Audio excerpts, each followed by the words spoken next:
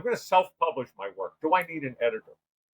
It's like, yes, you do, because you can never see it the way the reader sees What is the thing or things that you've had to quit in order to become successful? I certainly had to quit thinking it was too the big. person that I was to get here. being afraid that I was going to make mistakes. I quickly learned that the road to success is paved with failure. Would you rather walk on the moon or have dinner with a former president? I would have dinner because, first of all, I like to eat. And secondly, I think it's a little scary to go up where there is no atmosphere, even if you're in something. So I would have the dinner and a couple drinks. So. A couple of drinks. Yeah, makes sense. Would you rather ride a helicopter to see the Grand Canyon or would you rather hike around it? I've been to the Grand Canyon and never hiked it. The weather wasn't permitting. I've never been on a helicopter, so I'd probably rather do the helicopter ride just to get the helicopter ride. Sounds so fun. They're kind of neat. I study military history and very different kind of platforms, a fixed wing aircraft versus a helicopter. Okay, so would you rather have spaghetti with turkey meatballs or steak with a baked potato for dinner? Did you say turkey meatballs? Yes. I'll take the steak. That's what I was going to say. Did I lose you at turkey? I don't mind turkey, and I've had turkey meatballs, and they're good, but good steak. You can't beat a good steak. Medium. Medium. Nice. Yeah. Thank you guys for being here with us on another episode of Successful Quitters, a podcast that highlights the thing or things individuals have had to quit in order to become successful. My name is Sara Nunez V, and I will be your host. And today I'm very excited to interview someone that's super fun to speak to because he's a writer. He's a novel writer, right? But he's an interesting kind of a novel writer. He has been practicing veterinarian and a public health researcher, a medical writer. But now he's a full-time, fast-paced thriller novel writer. His latest novels are Project Suicide and Checkout Time. Welcome, John Bukowski. Well, thank you very much, Sarah. It's a pleasure to be here. Thanks for having me. My pleasure.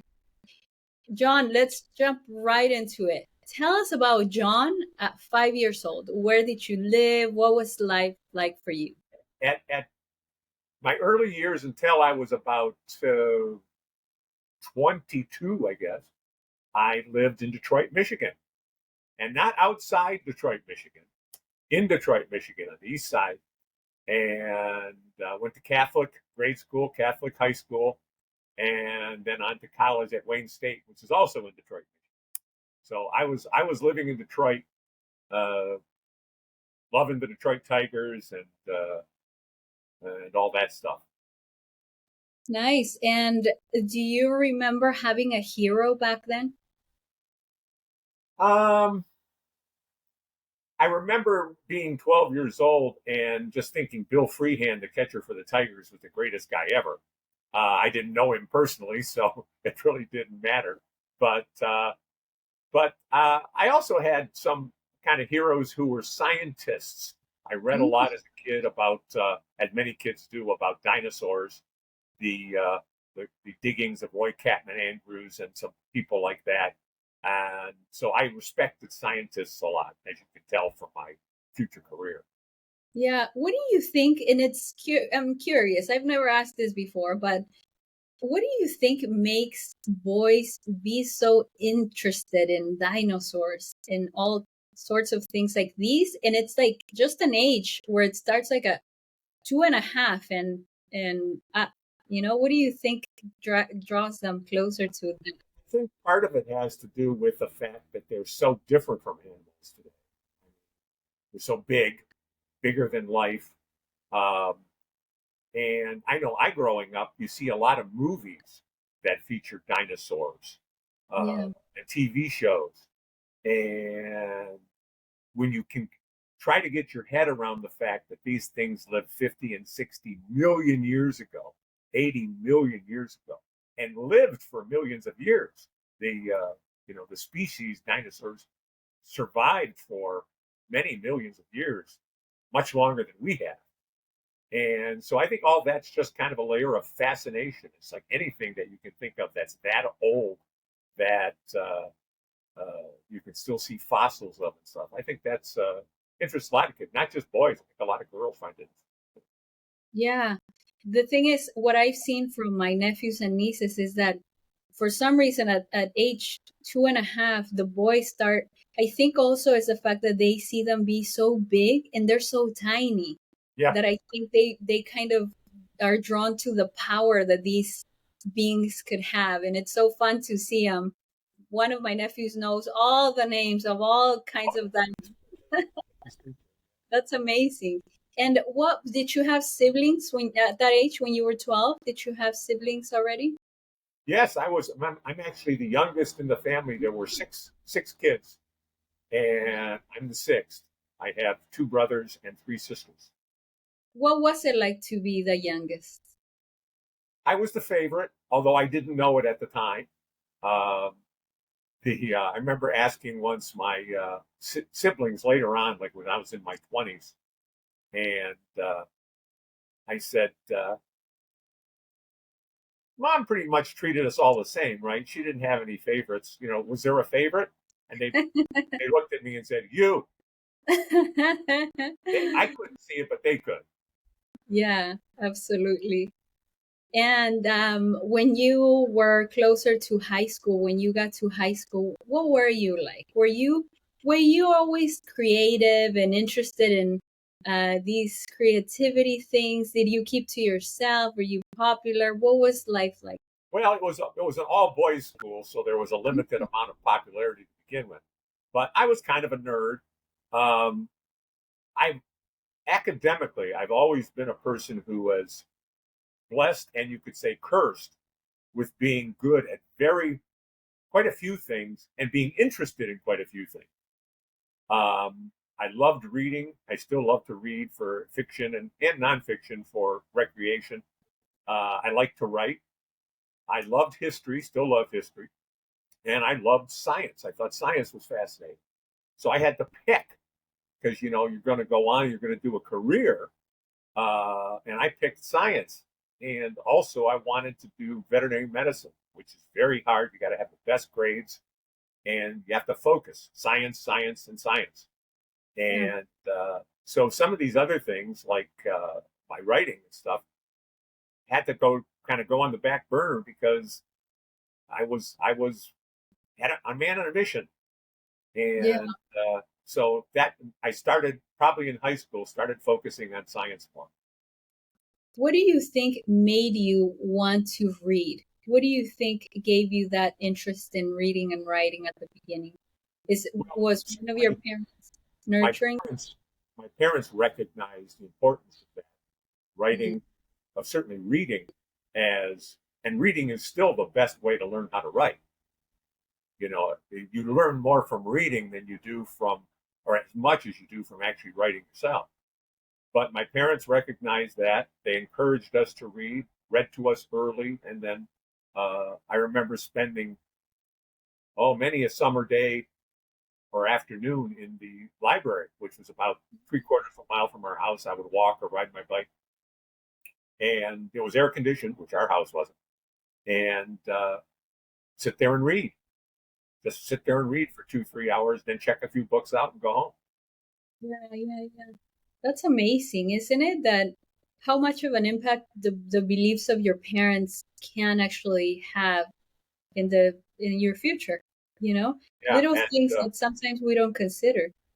And I will hear people who want to be writers, authors, and they'll say, "I don't read because I don't want anybody's style to influence me." It's like, you can't be a good author, can't be a good writer without being a reader.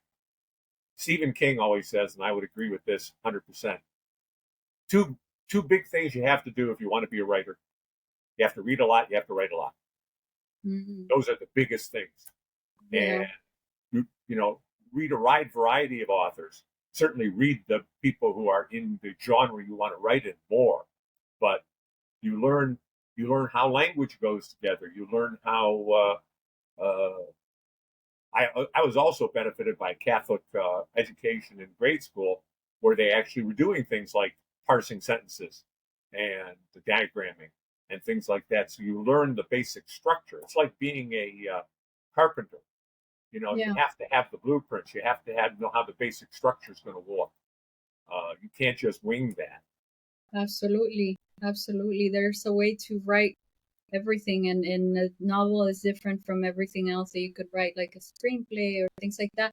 And so what was your life like when you became a vet? I graduated in 1981 from Michigan State, and I started veterinary practice in Detroit, actually in a northern suburb of Detroit, Royal.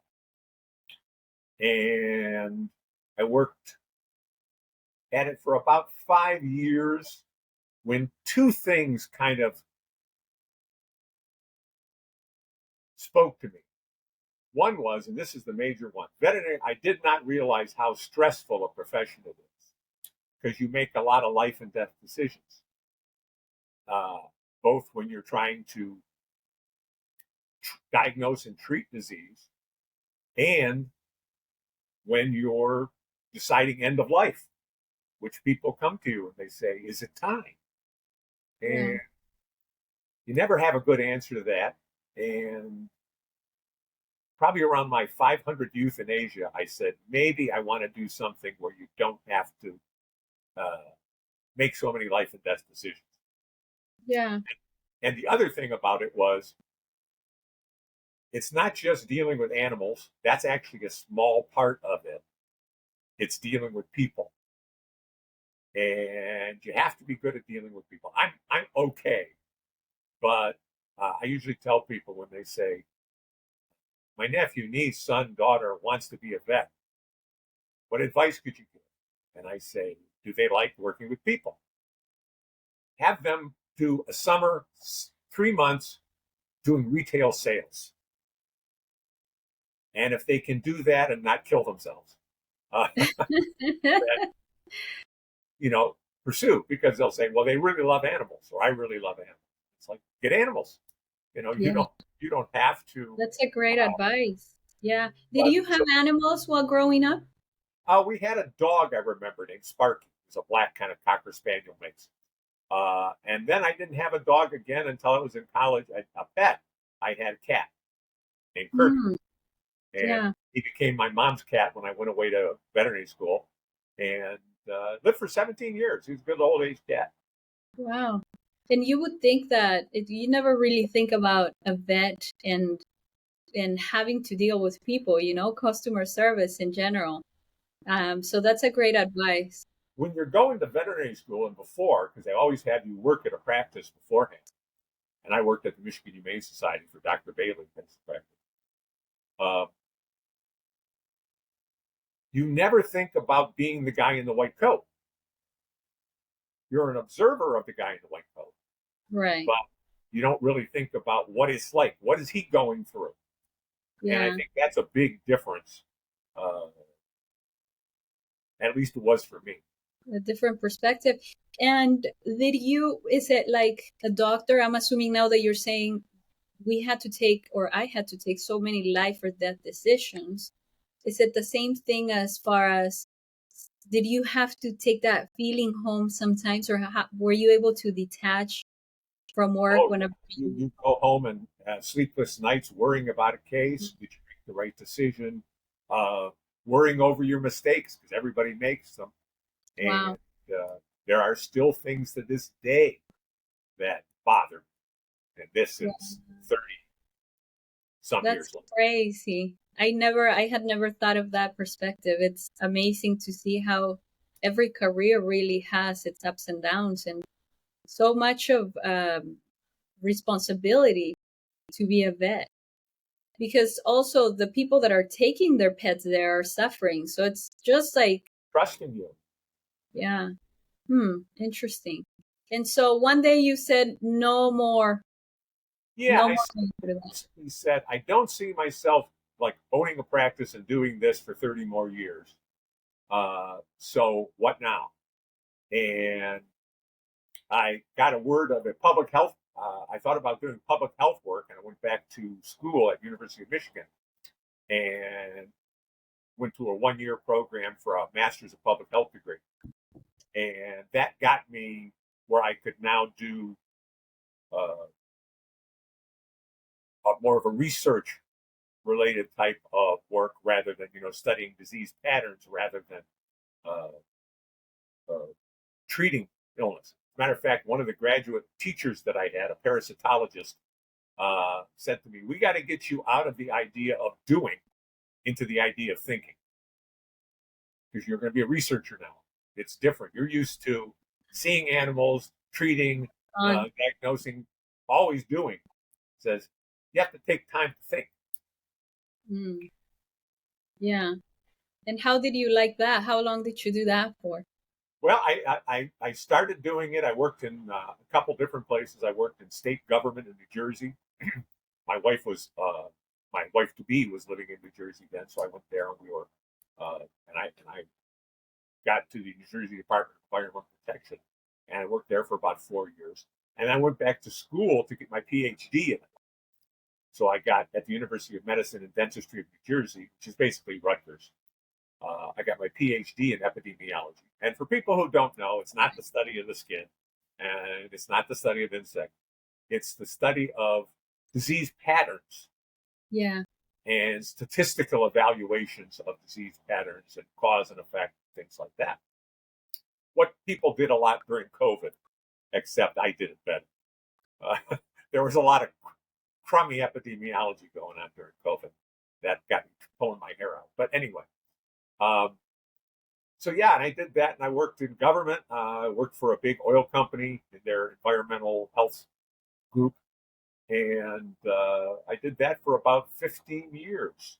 And after a time, you get tired of the bureaucracy, because whereas practice and you're kind of on your own, maybe in a small group of 3 or 4 people. These are places with thousands of people and lots of constraints.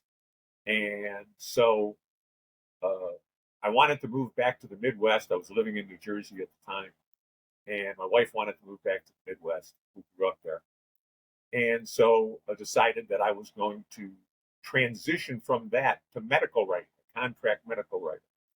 And I want to preface that by saying that probably during the past 5 to 10 years of my time doing corporate and government epidemiology as a researcher, I was researching less and less and writing more and more. For 2 reasons. My bosses, my superiors, saw that I was a good writer.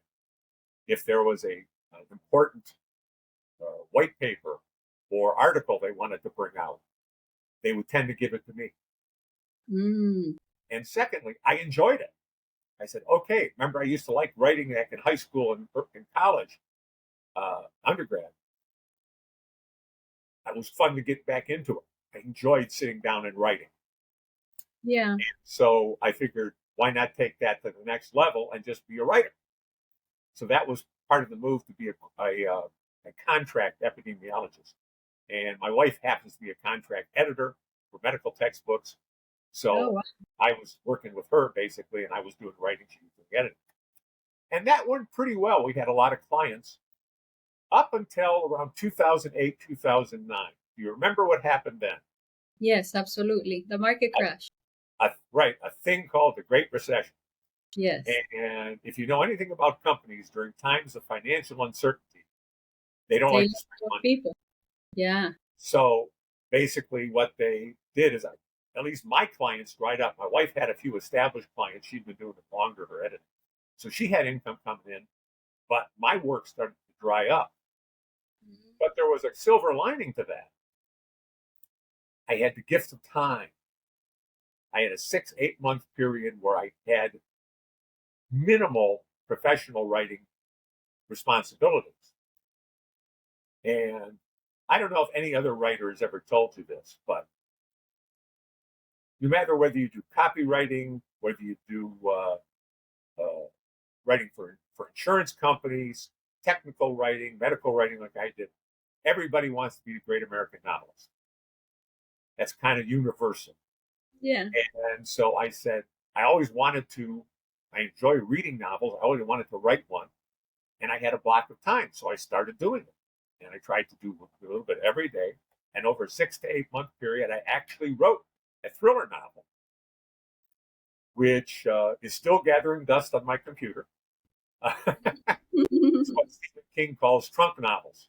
Back when they used to be paper, you'd write them early on and they were, not as good as your later work. You just kept them in a trunk. Yeah. So now they sit on my computer. But John, you all of a sudden you decided to be a novel writer, but just like with anything, of course you had the experience of writing everything else, but how did you go from, writing everything else into, okay, now I gotta figure out the format to go into novels? Well, that's the thing. And it wasn't all of a sudden. I would say for the 20 years before, I always say, one of these days I'm going to write a novel. That was in the back of your mind. A lot of people say that. I'd love to write a novel. And, you could say that your entire life. But the way that you start writing them is, that's why I said it's so important to read. You kind of know how they work. You've read 500, 600, 700, 1,000 novels, and you kind of know what the pattern is. And if you have a good basis in English language and how sentences are formed and how paragraphs go into sentences, and I learned from my professional writing how things are supposed to flow. Yeah. Because you don't really realize it when you're reading, even like a consumer handbook or something. If something flows in a coherent way with clarity, you think the guy's a great writer, whether or not he knows what he's talking about, because you can understand it. And this thing about flow and how things move, progress along the timeline and stuff in the story is very important. So I had that going in. And when I was doing professional writing as well, medical writing, I tried to do more and more things that were not your standard journal article kind of thing, which is the bread and butter of medical writing. But I did radio scripts for a thing called Animal Airwaves down in Florida. These were little 2-3 minute radio spots about some animal topic. So they had a beginning, middle, and an end, the hook, the interesting middle part, and then a flashy finish. And that's kind of like what a short story is. So I had that kind of experience. I also wrote advertorials, which is kind of like advertising science articles, things like that, consumer handbooks, website content. So you have to make things interesting for the public. So I already had that going. So for me, the transition was probably easier than someone else might have. Yeah. And so why was it you never got it out then? It's still sitting there? You never... Well, that one, if you ask professional writers, like they published 6, 10, 12 books, you tell them, what was the first book you wrote? They'll say, wrote or got published. Because there's always a lot of, at least 2 or 3. Yeah. I probably had 4 or so that were not going to get published. They're just sitting. Because you improve over time and you become a better writer. I got my first one published in 2022, and that was Project Suicide. And then the next year, same publisher picked up Checkout Time. But the first one, was it still a thriller? Yeah, I would say it was a thriller. Not everything I write is a thriller. I've been branching out lately, but my first one was a thriller. And maybe someday I'll go back to it. The concept was good and, rewrite it and stuff, but you tend to move on. You keep writing. I've known people who will say, I wrote this book 3-4 years ago and I've been revising it for 5 years and I pitched to agents and then I revise it again and no one wants it. And I keep working on it. I'd say, well, why don't you stop take a breath, and start a new project. Mm. That one will still be there.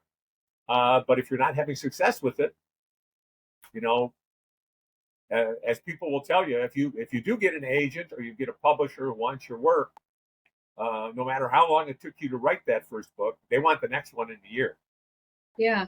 So it's Yeah. a good time to start learning to write on a daily basis and start turning out more than one thing. And I think that's a great advice because sometimes we attach ourselves to the work and it's like your baby, especially when you're a beginner writer. And it's like, but how am I going to let it go if I don't feel like I finished? I don't feel like I should let go just yet, you know? Yeah. But it's a great advice to say, hey, you've grown as a writer, most likely. So maybe it is time to start something new.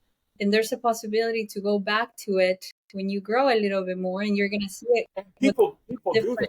I mean, Stephen Yeah. King, the success that some of his Bachman books have had, which were done under a pseudonym, that didn't have much success early on. You go back to them when you become a better writer and a more well-known writer, and people can read them then. Yeah. But Go ahead. No, there's a thing that they also say in writing. It's a old chestnut now. It's been around for a long time. You have to learn to kill your darlings. And the phrase is usually reserved for the fact that maybe you've written some very good 1 or 2 pages or a couple paragraphs that you think are just killer. Maybe they are. Maybe they're great writing. But they somehow don't fit in your narrative, or they distract from the flow or something. And that's what editors will tell you. You got to kill those off. Cut those out. Drop them someplace for later. And they shouldn't be in this story. And so you can do the same thing with writing a novel or a short story. If you've written it and no one wants it, move on.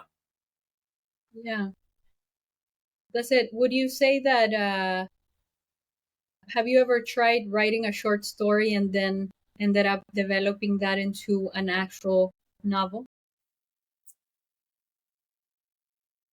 I'm trying to think. I may have, but more typically, short stories and novels have a very different, I won't say totally different structure. They have beginning, middle, and end. But everything's got to come out much quicker in a short story. And usually those are kind of coalesce in my mind as one thing. Yeah. I see the beginning, middle, and end. I kind of have an idea how it's going to go. And I can usually draft out the first draft in a couple days. Then it has to be worked over time. But with novels, and I'm of the school what they call a pantser. There's plotters and pantsers for novel writing, and plotters outline. They'll spend weeks or months outlining what they want to do intricately, like a storyboard for a director. Yeah. And then they'll try to follow that outline as they write. Whereas pantsers, you do it by the seat of your pants.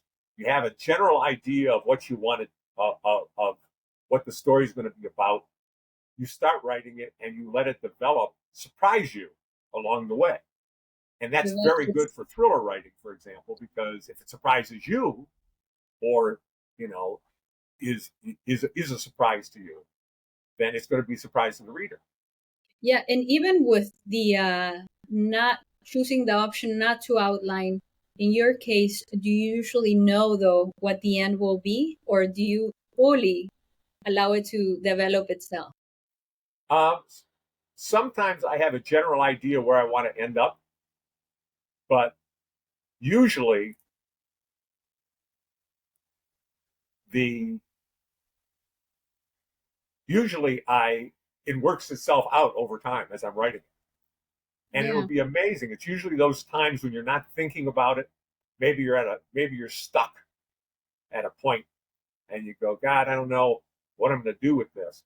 And I'll be walking my dog, or walking on the treadmill, or taking a shower. I was going to say that taking a shower has to be one of those. Then it pops into your head and it's like, yes, because if this happens, then this can happen. Then I can feed it back into this character. And then you have another 10 pages, 20 pages you can do. I, And it comes in kind of spurts like that. yeah. What's your rewriting process like, and how long does it take for a novel? I'm pretty sure it's different for every project, but Yeah, what's it is, but I think people have a vision of novel writing as you go off to retreat in the woods, in a cabin in the woods, and you write for 2 months, and you come back with a bestseller, and you sell it. It's not really how it works. Certainly not for me. It'll take me anywhere from 6 to 10 months to do a first draft, and that'll be like 85, 95,000 words in there. That's the sweet spot for thrillers, about 90,000 words. And then you got to let it sit. It might sit for a few weeks. It might sit for a few months before you come back to it, because you want it to have fresh. You want to have fresh eyes when you look at it. yeah, Because if you look at it right away, you don't see problems which you would see before. So then revise it again. It'll take 2 to 3 weeks to go through it and do a revision. And then I may let it sit again. I may send it to a trusted beta reader, writer friends. I have a couple of writer friends who I say, can you read at least the opening of this and tell me what you think? Does it hook you? Things like that. And usually this process goes on for about a year, where every couple of months you're taking it out and you're revising again. And then at that time, when you think it's good enough, where you've worked out the problems, you've worked out some character issues, you've worked out maybe some plot holes, then it's time to have an editor look at it. And that's the thing that an editor gives you, which a lot of people say, I'm going to self-publish my work. Do I need an editor? It's like, yes, you do, because you can never see it the way the reader sees it. absolutely. If you give it time between revisions, you get a little better. And there's other tricks you can do. You can put it in bigger font, change the font on it, so when you read it, it seems different. You can speak it aloud. And I've done that certainly with lots of passages to work them out, see if they sound, I'm stumbling reading that, so it's probably not good. Yeah, But an editor can see it like the reader sees it. And a well-trained editor knows about how it flows, how characters are supposed to arc, things like that. And they can give you lots of, not just, we have to change the punctuation here or whatever. yeah. But you had a point before, which was, the more it flows, the more the audience is gonna think, what a great story. Right. That's And definitely they can great. tell you, this is a great piece of writing, but it detracts from the narrative. I'm pulled up here. You need to cut it out. This character doesn't make sense what they're doing. They're doing this and they're doing that, and that doesn't fit the personality you've written for it. So you need to resolve that. They'll give you things like that, as well as saying, too wordy here. Cut this out. You need to have more Sacco chapter endings. Cliffhanger endings, things like that, which you don't think about while you're writing and trying to come up with the narrative. Yeah. And so you're going through this process that takes about 1.5 to 2 years roughly. What do you do in between? Do you write the short stories? Do you start working on a different project? Because I know when you're a creative, you have that eagerness to do something about it. So how do you entertain yourself? You try to always be writing, editing on a daily basis, at least 5 days a week. And so you're always working on something. Maybe another novel. You may be revising a novel you wrote 2 years ago. You may be drafting a new novel. I'm about a third of the way into a horror thriller now, while I'm doing revising other things. And short stories. I've gotten 14 short stories published. I've been writing short stories probably for about 12 years. I had a big spate of them. The last 6 months, I got six published, which is unusual. But Good for you. you have to find the venues. You also spend time looking for, publishers and stuff, people who publish short stories, Yeah. calls for short stories, that kind of stuff. But yeah, you work on other things while you're doing it. And then the actual production process, going from a publisher wants it and they give it to their editor, it'll be 6 months to a year before it actually gets into print. Yeah. And that's, I mean, you're creating, but then there comes the business side of things, right? Right. Because that's still another thing on its own. And before we move into that, I wanted to get your perspective on how have you ever tried to have a novel, or had the thought of having a novel be turned into a screenplay?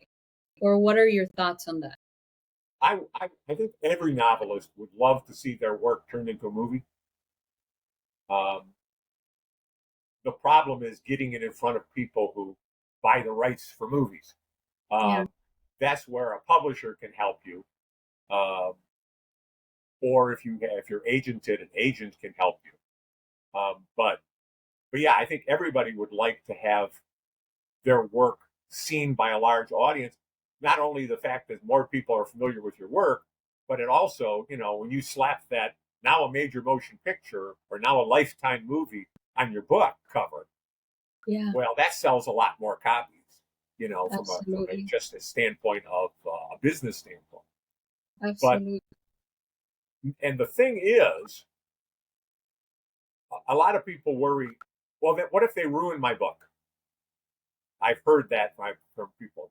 I've got this book, I've got this movie person who's interested in it for TV, but I think they're going to ruin it. It's like, they can't ruin it because it exists. Yeah. Here's Project Suicide. It's there. Anybody can read it. No matter what they do in the movie, they're taking it and they're doing another interpretation of your narrative. They may change time periods, they may change characters, they may change motivations, all that stuff. It's the difference between a motion picture and still photography. It's they're apples and oranges. So I never would worry about whether or not somebody was going to quote unquote ruin my work, because you can't. Yeah, also because there's a big process that happens between going from a novel into a screenplay. What I've noticed, and I've seen novelists having to do that transition into screenplayers and screenplay writers. And what happens is that when you're writing a novel, you're a lot more detail oriented. So you write all the details, so whoever's reading it really sees the entire picture in their mind. Right. But when you have a screenplay, you don't have the time to put all these details. Right. Screenplay is 100 pages, whereas a novel will be 400 pages. Right. And they consist solely of dialogue and stage direction. Exactly. That's it. So whenever the director grabs the screenplay, right, they're not going to see all the details that you wrote on that book. And even a lot of the stage direction, you can really leave that to the director. If you give them this is the scene with a few sentences, and this is the dialogue, they'll decide where people are standing, what the room looks like, is there a picture on the wall, all those things. Which as a novelist, you think, well, I got to tell you that. That's the hardest thing. They would say, that's my part of it. That's the hardest thing to detach from a novelist, the detail. Yeah, I tried to turn checkout time into a screenplay kind of just for giggles. And I got like 90% through it and I kind of just stopped. But that was the thing that struck me the most, is that you want to give all these details and you got to keep backing off and saying, no, that's you don't have to do that. Yeah. Now, I've done a lot of stage acting in community theater. I was very strong at that about 10 years ago. That's awesome. So you read a lot of scripts. And so you get a feeling for that. Yeah. But a lot of novelists do not. But even theater screenplays are a lot more detailed than film screenplays. Oh, So with film screenplays, you read it and the person next to you that wrote it would have a completely different idea of what the scene looks like than the director that has a different point of view in things. that's the thing. I'm a person who reads. I'm an oddity in that if I like a movie, I will go back and read the book. A lot of people do it the other way. They read the book and then they want to see the movie. Um, and I'm surprised a lot of times at how different the book is from the movie. I may like both, or oftentimes I dislike the book For sure. because it is so different from the movie. Um, and the movie handled it so much better. Yeah. But that's what's amazing about creativity, right? That everyone, although you might have the same material, everyone has a different set of experiences, and the way of seeing life is completely different. So, it's very different art forms. yeah, yeah. And how do you develop your characters? Pretty good. What's your process to develop your characters? Um, the characters people often say to me is that character, is that part you? And yeah, all the characters are part me because I'm writing it. And it's just like with acting, where if you really do what they call the method or any of those actor studio types of things, you're bringing it into yourself, working it through yourself. You're bringing the character into yourself, working through yourself, and then bringing it out through you. You're not painting it on. And so all characters are a little bit me. They're a little bit people that I know. They're a little bit people that I observe on the street. You're like actors, writers are good people watchers. You watch people and how they behave and what they do, and they give you ideas for characters. And when it's working really good, my writing, I can hear the characters having a conversation in my head. Absolutely. And it's like I'm taking dictation. Yeah. I'm not creating it. I'm just hearing it and writing it down. Well, they start getting a voice of their own. Oh, absolutely. Every single character feels completely different in your head. They sometimes do things which you don't think they would do, and it kind of shocks you. But when you come back to it, you go, yeah, they would do that. Yeah. And that was certainly true in writing my first book, Project Suicide. I won't give away any details about that, but it's certainly a couple of spots really surprised me. Yeah. Do you want to give us on both of these projects? Do you want to give us an idea of what they are about, not necessarily giving us the juicy details? There's the first one, Project Suicide, and I'll give you what they call the log line, the elevator pitch. If you were ever in an elevator with Steven Spielberg, and he said, "Well, what's your book about?" You got like 10 seconds. This is what you give him. Project Suicide is the story of how a cure for Alzheimer's disease is perverted into an assassination drug. Now, high-profile politicians are killing themselves, and only a drunken genius can save the country. Wow. That's the thumbnail of what Project Suicide was. I'm intrigued. And in checkout time, it's the story of a mysterious bomber, arsonist, known only under the pseudonym of Conrad Hilton. And he's looking to make a killing from a consortium of hotel owners. He'll bomb their hotels unless they pay him. Oh, wow. He's pursued by a beautiful FBI agent and a handsome government researcher, which is based on me, until he turns the tables and the hunters become the hunted. So it's much more of a pursuit type of book. So we gotta read these books, guys. We gotta read these novels. And here's the cover for projects or for checkout time. I love it. It does look intriguing. And what is your process when it comes, because like you said earlier, you're not self-publishing. A lot of people are self-publishing right now because it becomes an issue sometimes, from what I've heard, to be able to pick up a publisher. What is your process? What do you do on the business side to be able to find a publisher?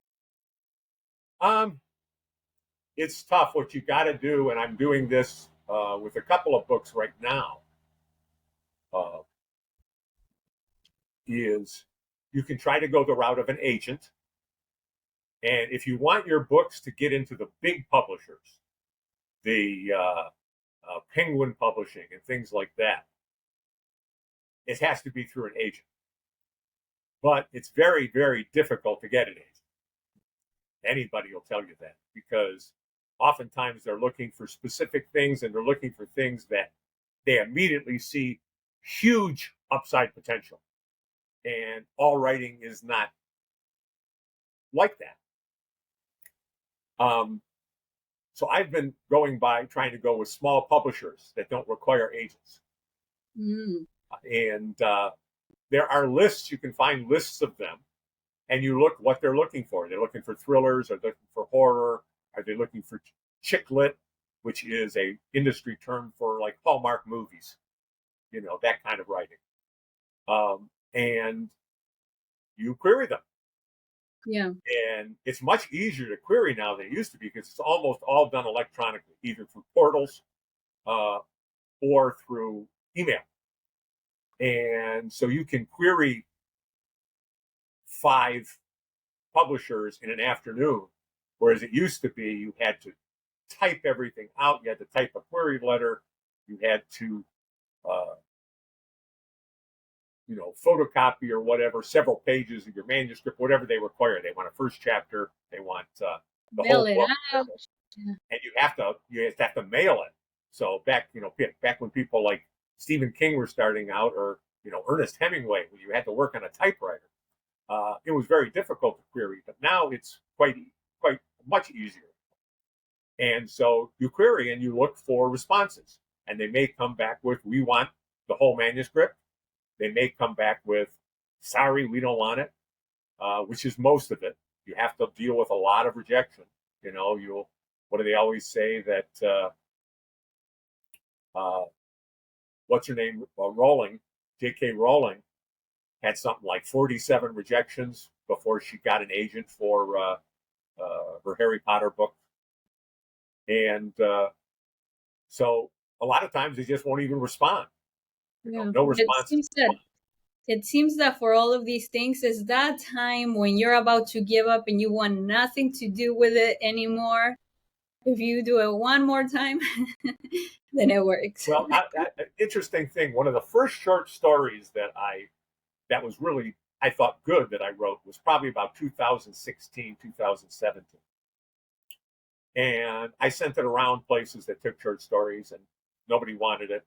I cleaned it up, made it a little bit better, read it again, revised it every year. I would pull it out and revise it and send it around again. And I was just kind of about to give up on it, and I sent it out to a anthology that was advertising, we want horror books or horror short stories.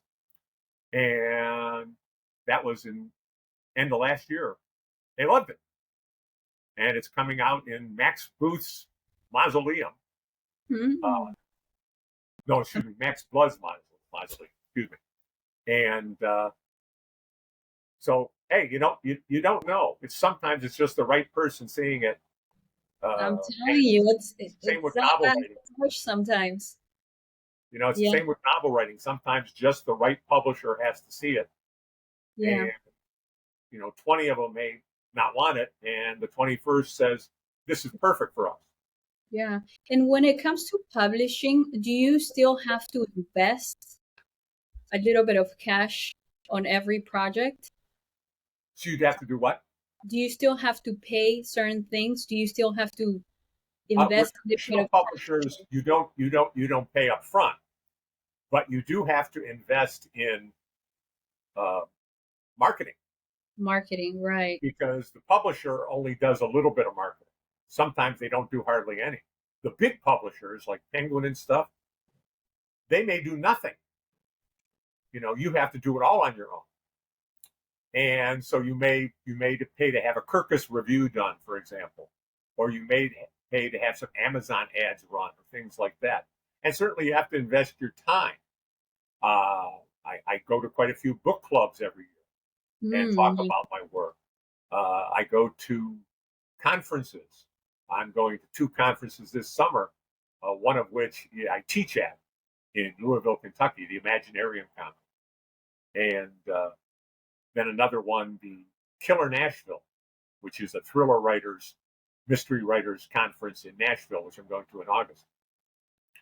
And you try to peddle your books there, meet people, meet publishers, meet maybe people who are interested in agents or people who are interested in movie ideas.